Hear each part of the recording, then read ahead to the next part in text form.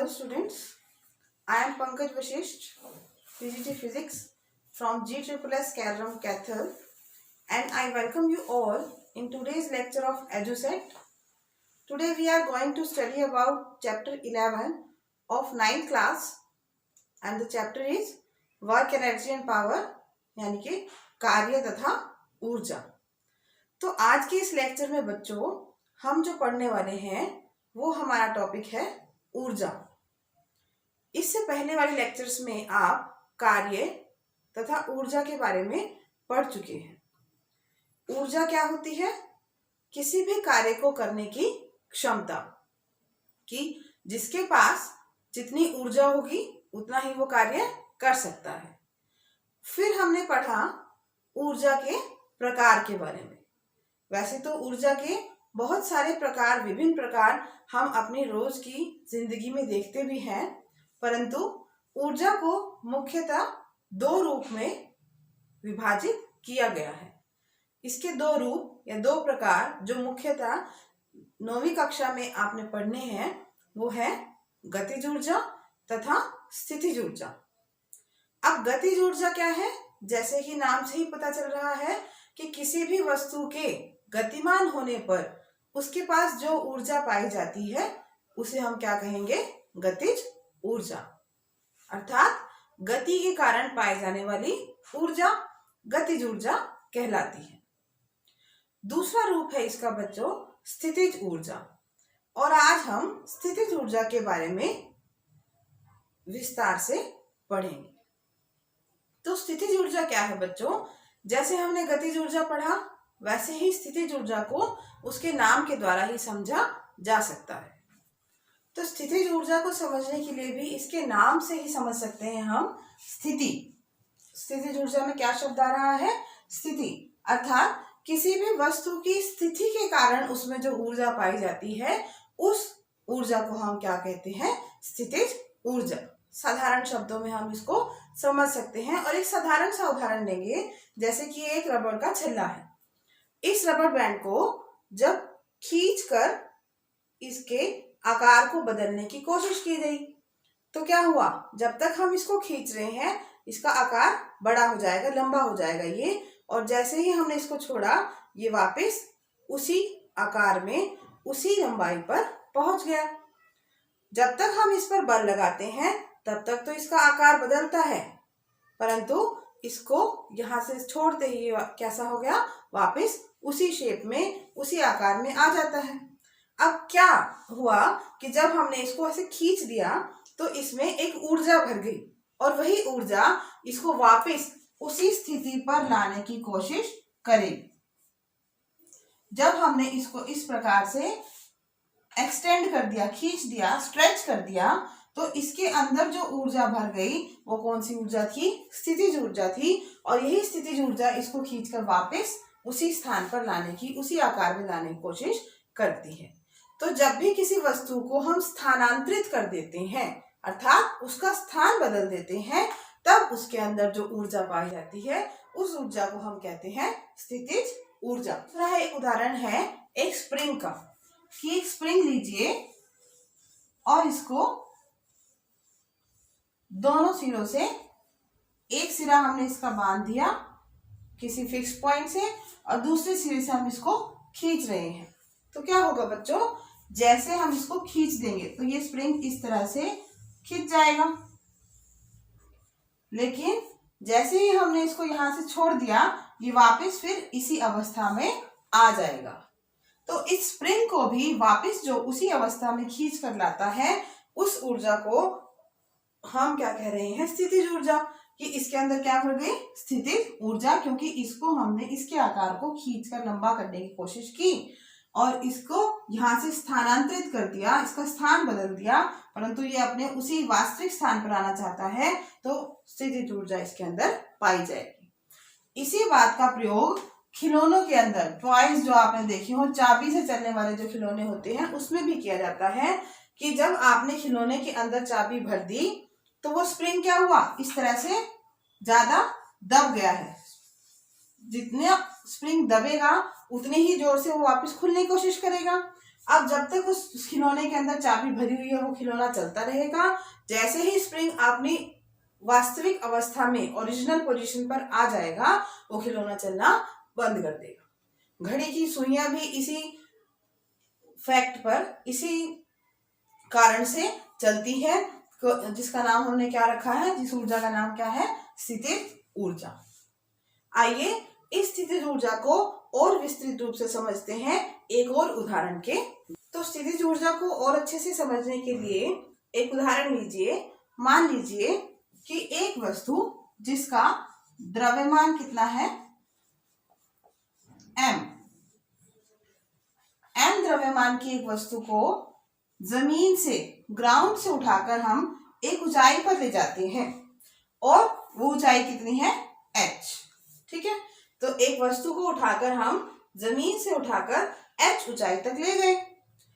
तो अब क्या होगा कि जब इस वस्तु को यहां से उठाकर किसी ऊंचे स्थान तक ले जाना है तो कुछ ना कुछ कार्य किया जाएगा और कुछ ना कुछ बल भी हमें इस पर लगाना पड़ेगा। अब वो बल कौन सी दिशा में लग रहा है, ऊपर, क्योंकि वस्तु को हमें कहाँ लेके जाना है, नीचे से ऊपर। परंतु हमने क्या पढ़ा है कि गुरुत्वाकर्षण के कारण प्रत्येक वस्तु नीचे की ओर खींची चली जाती है और उस पर लगने वाला बल उसके द्रव्यमान तथा गुरुत्वीय त्वरण पर निर्भर करता है। ठीक है ये बात बच्चों, कि इस वस्तु पर पृथ्वी के गुरुत्वाकर्षण के कारण एक बल लग रहा है और वो बल कितना है, द्रव्यमान गुणा में गुरुत्वीय त्वरण। अब अगर हमें इस वस्तु को यहां से उठाना है और ऊपर लेके जाना है तो हमें कम से कम इतना बल तो अवश्य लगाना पड़ेगा, जो किसके बराबर है, m × g। तो जब हम इतना बल लगाकर इस वस्तु को ऊपर लेकर जा रहे हैं, कितना विस्थापन हुआ, h। तो किया गया कार्य, वर्क, किसके बराबर होता है, अभी हमने इससे पहले वाले टॉपिक्स में पढ़ा कि किया गया कार्य किसके बराबर है, बल गुना विस्थापन। ठीक,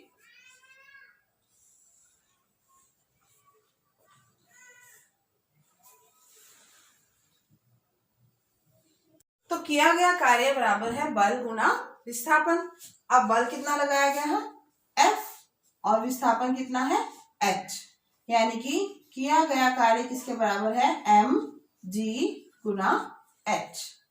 अब ये जो कार्य किया गया है बच्चों, इस वस्तु को जमीन से उठाकर h ऊंचाई तक ले जाने में, यही कार्य हमें किसके रूप में मिलेगा, स्थितिज ऊर्जा के रूप में मिलेगा।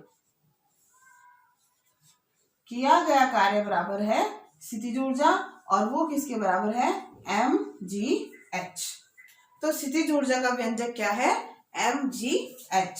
यदि हम स्थितिज ऊर्जा को EP यानी कि पोटेंशियल एनर्जी से लिखते हैं तो EP किसके बराबर है, mgh। और m क्या है यहाँ पर, m है वस्तु का द्रव्यमान, g है गुरुत्वीय त्वरण और h क्या है, हाइट, जिस पे वो रखा हुआ है, ऊंचाई। जिस ऊर्जा को हम किस प्रकार परिभाषित कर सकते हैं कि किसी वस्तु द्वारा इसकी स्थिति अथवा इसके विन्यास में परिवर्तन के कारण प्राप्त ऊर्जा को स्थितिज ऊर्जा कहते हैं। और स्थितिज ऊर्जा का व्यंजक क्या है, m, इसका व्यंजक क्या होगा, mgh। अब आता है इसका मात्रक, इसका SI मात्रक क्या है, ऊर्जा का SI मात्रक, ऊर्जा चाहे किसी भी प्रकार की हो, चाहे वो गतिज ऊर्जा है चाहे वो स्थितिज ऊर्जा है, हर एक ऊर्जा का SI मात्रक होता है जूल। तो इसका भी SI मात्रक क्या है, जूल। अब प्रश्न ये उठता है बच्चों, क्या ऊर्जा के विभिन्न रूपों को परस्पर बदला जा सकता है, क्या ऊर्जा के विभिन्न रूप परस्पर परिवर्तनीय हैं, मतलब कि क्या गतिज ऊर्जा को स्थितिज ऊर्जा में बदल सकते हैं या क्या स्थितिज ऊर्जा को गतिज ऊर्जा में बदल सकते हैं। अब बहुत सारे उदाहरण जो है आप देखते हैं अपने आसपास, जैसे पौधों द्वारा सूर्य की ऊर्जा से खाना बनाना, वायु का चलना, और एक सबसे कॉमन उदाहरण जो आजकल बहुत ज्यादा प्रचलित है वो क्या है, जल से विद्युत ऊर्जा बनाना। अगर आपने ध्यान से कभी सुना हो कि पानी से, जल से विद्युत ऊर्जा कैसे बनाई जाती है। तो आइए आज थोड़ा सा इसके बारे में पढ़ते हैं कि विद्युत ऊर्जा जल द्वारा कैसे बनाई जाती है। देखो बच्चों, जल से बिजली बनाने के लिए एक बांध बनाया जाता है। सबसे पहले एक बांध बनाते हैं और उस बांध के पीछे जल को, पानी को एक ऊंचाई तक इकट्ठा कर लिया जाता है। अब क्योंकि पानी कहाँ है, ऊंचाई पर, जमीन से थोड़ी सी ऊंचाई पर है, तो उसके पास कौन सी ऊर्जा पाई जाएगी, स्थितिज ऊर्जा। उसके पास कौन सी ऊर्जा होगी, स्थितिज ऊर्जा। अब ये स्थितिज ऊर्जा इस पानी के अंदर है और ये पानी यहाँ पर ठहरा हुआ है। अब इस पानी को हम ऊपर से नीचे की तरफ गिराएंगे। जब इस पानी को ऊंचाई से गिराया जाता है, अब ये पानी बहने लग गया और अब इसके पास कौन सी ऊर्जा है, गतिज ऊर्जा। तो यहां हमने क्या देखा कि स्थितिज ऊर्जा किसमें बदल गई, गतिज ऊर्जा में। अब इस गतिज ऊर्जा को, पानी की गतिज ऊर्जा को कहाँ इस्तेमाल किया जाएगा, एक यहाँ पर टरबाइन लगाई जाती है। टरबाइन क्या होती है, गोल सी फिरकी होती है और इसके साथ ये जुड़ा होता है एक एक्सल और यहाँ लगाया होता है जनरेटर। जनरेटर का काम तो आपको पता ही है, क्या करता है वो, यांत्रिक ऊर्जा को विद्युत ऊर्जा में बदलता है। अब यहाँ पर जो पानी की गतिज ऊर्जा है, ये जो पानी तेजी से ऊपर से आ रहा है, ये इस टरबाइन पे गिरेगा और ये टरबाइन जो रुकी हुई थी पहले, वो कैसे होगी, चलने लग जाएगी, घूमने लग जाएगी, घूर्णन गति करेगी और गति के कारण इसके पास कौन सी ऊर्जा जाएगी, गतिज ऊर्जा। अब ये टरबाइन जब घूम रही है तो इससे जुड़ा ये एक्सल भी क्या होगा, घूमने लगेगा और ये किस में बदल जाएगा, गतिज ऊर्जा को क्या कर देगा, यांत्रिक ऊर्जा में बदल देंगे और ये यांत्रिक ऊर्जा इस जनरेटर के द्वारा यांत्रिक ऊर्जा से क्या बना दी जाएगी, विद्युत ऊर्जा बना दी जाएगी। तो ये था एक छोटा सा उदाहरण जिसमें हमने देखा ऊर्जा के विभिन्न प्रकार आपस में परस्पर परिवर्तनीय हैं। गतिज ऊर्जा स्थितिज ऊर्जा में, फिर स्थितिज ऊर्जा को गतिज ऊर्जा में, फिर गतिज ऊर्जा से यांत्रिक ऊर्जा, यांत्रिक ऊर्जा से विद्युत ऊर्जा। तो विभिन्न रूप हमने इस उदाहरण में पढ़ लिए और ये सभी एक से दूसरे से जुड़े हुए हैं। तो ऐसा ही एक नियम अब हम पढ़ने जा रहे हैं जो यही कहता है कि ऊर्जा के विभिन्न रूप परस्पर परिवर्तनीय हैं, कि ऊर्जा को एक रूप से दूसरे रूप में बदला जा सकता है, परंतु न तो ऊर्जा को सृजन किया जा सकता है और न ही इसका विनाश किया जा सकता है। अब यहाँ देखो, जो ऊर्जा शुरू से थी वही हमने लास्ट तक विद्युत ऊर्जा में बदल दी। हमने बाहर से कोई ऊर्जा नहीं दी, न ही हमने यहाँ से कोई ऊर्जा ली है। तो ऊर्जा का संरक्षण नियम, अगला जो हमारा टॉपिक है वो है ऊर्जा का संरक्षण नियम।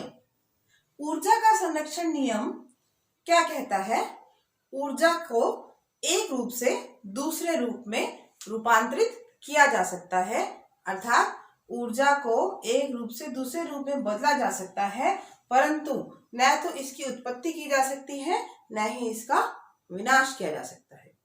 इसी बात को हम एक उदाहरण से समझ सकते हैं कि मान लीजिए एक वस्तु जिसका द्रव्यमान क्या है, m द्रव्यमान की एक वस्तु को ऊपर से किसी एक ऊंचाई पर जब वो रखा हुआ है, हमने मान ली वो ऊंचाई कितनी है, वो हाइट कितनी है, h, यहाँ पर ये रखा हुआ है। अब जब ये यहाँ रखा है यानी कि स्थिर है, तो इसके पास कौन सी ऊर्जा पाई जाएगी, स्थितिज ऊर्जा। ठीक, और ये स्थितिज ऊर्जा कितनी होगी, mgh। इस समय पर जहां पर हमने नाम दे दिया पोजीशन 1 पे, पोजीशन 1 पे वस्तु के पास केवल स्थितिज ऊर्जा है और वो ऊर्जा किसके बराबर है, mgh के बराबर है। क्योंकि वस्तु स्थिर है तो इस समय पर इसके पास कोई गतिज ऊर्जा नहीं होगी, तो इसकी गतिज ऊर्जा क्या कर दी हमने, शून्य। अब हम इस वस्तु को ऊपर से नीचे गिरा देते हैं। अब जब ये वस्तु ऊपर से नीचे आ रही है तो यह मुक्त पतन की अवस्था में है, जो आप गुरुत्वाकर्षण वाले पाठ में पढ़ चुके हो कि जब भी किसी चीज को ऊपर से नीचे छोड़ दिया जाता है तो वो केवल गुरुत्वाकर्षण बल के कारण नीचे आती है और उस पर लगने वाला त्वरण भी क्या होता है, गुरुत्वीय त्वरण होगा। अब जब क्योंकि ये नीचे आ रही है और गतिमान अवस्था में है तो इसके पास कौन सी ऊर्जा पाई जाएगी, गतिज ऊर्जा। उस समय पे जो गतिज ऊर्जा शून्य थी वो अब कितनी हो जाएगी इसके पास, 1/2 mv², यदि v वेग से इसको नीचे की ओर फेंका गया है। गतिज ऊर्जा के साथ साथ अगर मैं यहाँ पर एक पॉइंट, हवा में ही कोई पॉइंट देख लें और इस पॉइंट पर इसके पास स्थितिज ऊर्जा भी पाई जाएगी, परंतु यह स्थितिज ऊर्जा ऊपर वाली स्थितिज ऊर्जा से कम होगी। मान लीजिए कि ये अगर आधे रास्ते में है तो इस ऊर्जा का आधा भाग यहाँ पर पाया जाएगा। ठीक, तो इस अवस्था में यहाँ कहीं हवा पर इसके पास गतिज ऊर्जा भी है और स्थितिज ऊर्जा भी है। पहले गतिज ऊर्जा शून्य थी और अब पाई जा रही है। तो क्या अर्थ निकालें इसका कि यहाँ जो कुल ऊर्जा स्थितिज ऊर्जा थी उसका कुछ भाग गतिज ऊर्जा में परिवर्तित हो गया है। अब ऊर्जा के पास दो रूप है, दोनों साथ साथ चलेंगे। गतिज ऊर्जा भी है क्योंकि ये गतिमान है और क्योंकि ये कुछ ऊंचाई पर है तो इसके पास स्थितिज ऊर्जा भी पाई जाएगी। जैसे जैसे ये वस्तु नीचे आएगी, ऊंचाई से नीचे आ रही है, हाइट कम होती जा रही है, तो h क्या होगा, कम होता जाएगा। h कम होने के कारण ये स्थितिज ऊर्जा भी क्या होती जाएगी, कम होती जाएगी और सारी की सारी ऊर्जा किसमें होगी, गतिज ऊर्जा में बदल जाएगी। तो यहाँ कहीं पर अगर मैं इसको कहूं कि ये जमीन का लेवल है तो यहाँ कहीं इस पॉइंट पर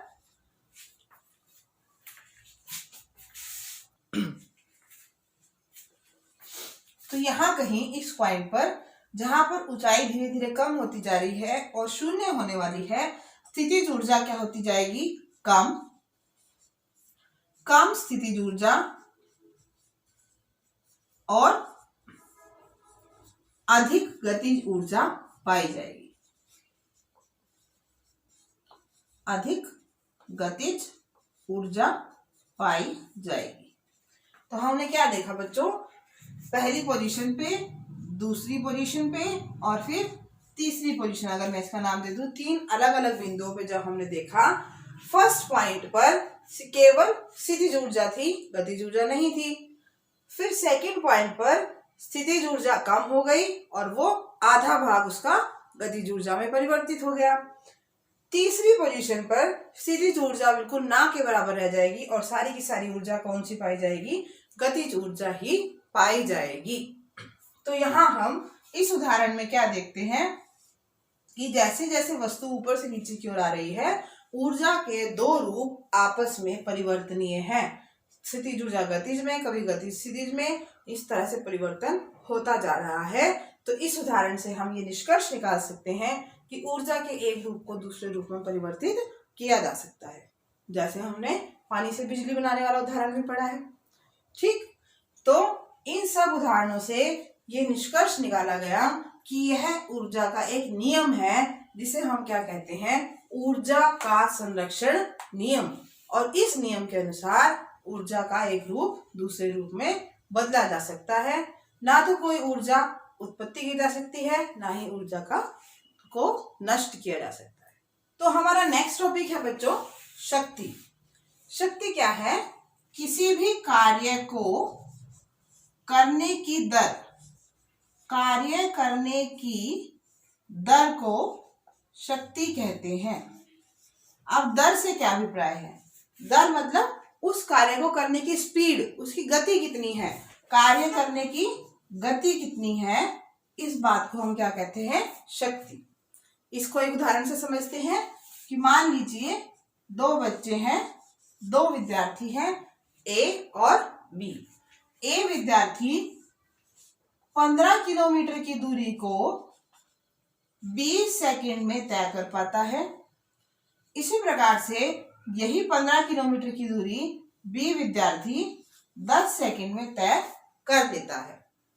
अब दोनों विद्यार्थियों द्वारा समान कार्य किया गया है और वो कार्य क्या है, 15 किलोमीटर की दूरी को तय करना। परंतु ये ए विद्यार्थी इस काम को 20 सेकंड में, लंबे समय में करता है, जबकि बी विद्यार्थी इस काम को 10 सेकंड में यानी कि कम समय में कर लेता है। काम दोनों ने एक सा किया, परंतु समय दोनों का अलग अलग लगा है। तो जो विद्यार्थी कम समय में अधिक कार्य कर ले उसकी शक्ति अधिक है, जो विद्यार्थी अधिक समय में वही काम कर रहा है उसकी शक्ति कम है। तो इस उदाहरण से हमें स्पष्ट होता है कि हम क्या कह सकते हैं कि शक्ति क्या है, किसी भी कार्य को करने की स्पीड, उसकी गति, कि कोई भी मनुष्य या कोई भी वस्तु, कोई भी मशीन कितनी जल्दी, कितनी गति से उस कार्य को करेगी। तो इसको हम शक्ति को अगर व्यंजक बनाकर लिखना चाहें शक्ति का, तो क्या बनेगा, शक्ति बराबर है किया गया कार्य बटा लिया गया समय। जो कार्य किया गया है बटे उस कार्य को करने में जो समय लिया गया है वो क्या हो जाएगा, शक्ति। ठीक। अब शक्ति का मात्रक क्या है, इसका SI मात्रक क्या है। देखो कार्य का SI मात्रक क्या है, अभी हमने पढ़ा जूल, और समय का SI मात्रक क्या है, सेकंड्स। ठीक। और इसको हम लिख सकते हैं J/S, J यानी जूल, S यानी सेकंड। तो ये क्या बन गया, जूल प्रति सेकंड। इसी मात्रक को बच्चों नए नाम से लिखा जाता है। जेम्स वाट एक साइंटिस्ट थे, उनके नाम से मात्रक है वाट, और वाट किसके बराबर है, जूल बटे सेकंड। ठीक। अगर आपसे 1 वाट की परिभाषा पूछी जाए कि 1 वाट किसके बराबर होगा, तो यू कैन राइट 1 वाट वह शक्ति है जिसमें 1 जूल का कार्य 1 सेकंड के समय में किया जाता है। यदि 1 जूल कार्य 1 सेकंड में किया जाए तो उस मशीन की या उस व्यक्ति की शक्ति होगी 1 वाट। एक मात्रक तो ये है। ऐसे ही किलोवाट, शक्ति का दूसरा मात्रक किलोवाट। 1 किलोवाट 1000 वाट के बराबर होता है। जिस तरह से आपने पढ़ा कि 1 किलोग्राम 1000 ग्राम के बराबर होता है, वैसे ही 1 किलोवाट 1000 वाट के बराबर होता है। इसी से जुड़ा हुआ एक और बात आती है, औसत शक्ति। अब ये औसत शक्ति क्या है, शक्ति को तो हमने पढ़ लिया, क्या था, कार्य करने की दर। अब औसत शक्ति कब इस्तेमाल होती है बच्चों, यदि कोई अभिकर्ता, अभिकर्ता कौन है, या तो कोई मशीन या कोई व्यक्ति, यदि कोई अभिकर्ता एक कार्य को अलग अलग समय अंतरालों में करता है, कभी उसको काम करने में 5 सेकंड लग रहे हैं, कभी उसको 10 सेकंड लग रहे हैं, और फिर 15 सेकंड लग रहे हैं, अलग अलग समय अंतराल में, समय बार बार बदल रहा है उसका, इस प्रकार से करता है, तो हम उसकी शक्ति के बारे में क्या कहेंगे कि उसकी शक्ति कैसे निकालेंगे हम। तो उसके लिए हम क्या करते हैं, औसत शक्ति को ज्ञात करते हैं कि यदि एक अभिकर्ता को अलग अलग समय लग रहा है कार्य करने में तो उसकी औसत शक्ति ज्ञात की जाएगी, औसत निकाल लेंगे उसका हर एक समय में जो उसने कार्य किया है। तो इसके लिए क्या फॉर्मूला लगाएंगे, अभिकर्ता द्वारा उपयोग की गई ऊर्जा, कुल उपयोग की गई ऊर्जा, या तो ये कह लो इसे, या ये कह लो आप कुल किया गया कार्य, अभिकर्ता द्वारा किया गया कुल कार्य कह ले, या कुल उपयोग की गई ऊर्जा कह ले, डिवाइडेड बाय अभिकर्ता द्वारा लिया गया समय, कुल लिया गया समय, ये क्या हो जाएगा, औसत शक्ति, यानी कि total energy by total time.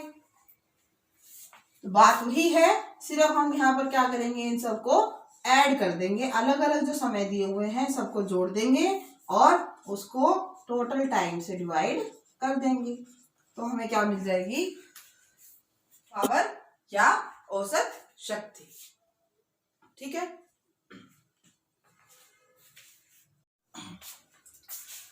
अब बात आती है बच्चों ऊर्जा के मात्रक की।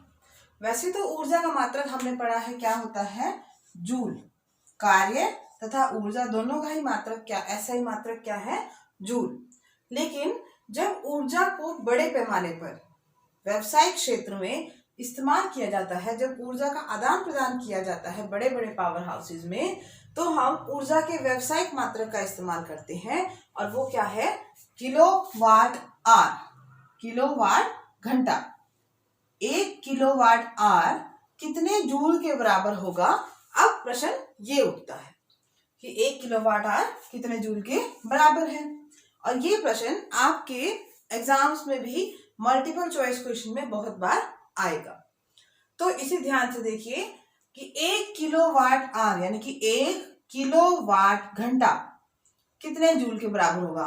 किलोवाट जैसे आपने पढ़ा है 1 किलोग्राम 1000 ग्राम के बराबर होता है, वैसे ही 1 किलोवाट 1000 वाट के बराबर होता है, गुना में 1 घंटा।